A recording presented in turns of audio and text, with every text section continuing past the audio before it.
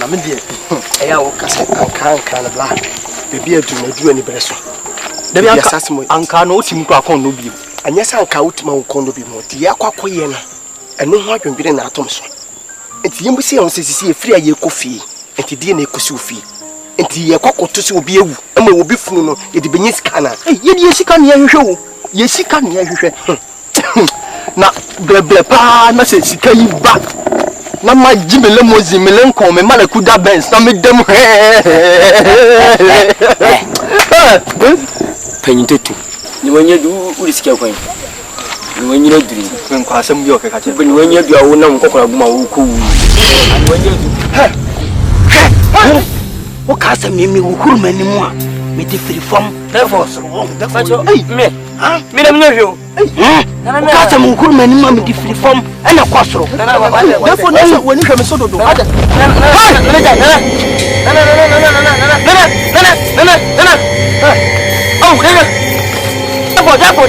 therefore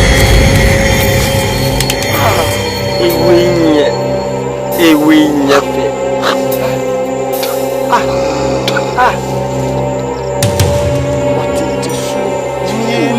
because na wabudua otinte so tu wabudua na bibinya ene kasa na ti si ene nanam apasi ne na pacho ni kasi ni hia nana ni busie ni atade no wakwa abontre akufu bi hunu atade na yede nana ko ya hunhum ni nyina hwehwe mu no o ma hu ni busie ni bi ase si wo mkono anu masade abisi nana bibinya nana nyi ene nanam apasi na kwashade yi na asepan sai hey asen sai say enu bi na wukuno Kenya upese wubi on Queen Elizabeth assalamu alaikum alaikum salam hey abo usakone si ukon sina obio basi kai God hey my God hey alai Sumacho ho Mutingo one uso two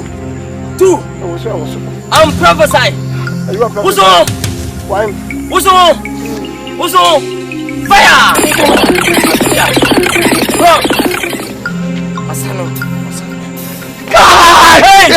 hey no kakasa na kuno ndika kakasa na kuno ana ba hawo wo be kasa me na me kasa na kuno na wonim sa wo ka wi a wo nso obetime de maka wo kasa na kuno wo ka me kasa an ndika na me no de kuno me no wo de kuno wo kasa me se me na kumo bi me na kumo bi Mariana me kumo bi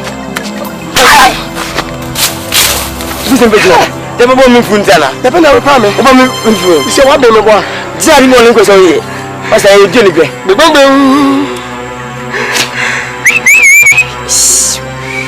I'm so shocked. Come to kill me. You're killing me softly. You're killing me softly. Uncle, you come to kill me? Fair occasion. Huh?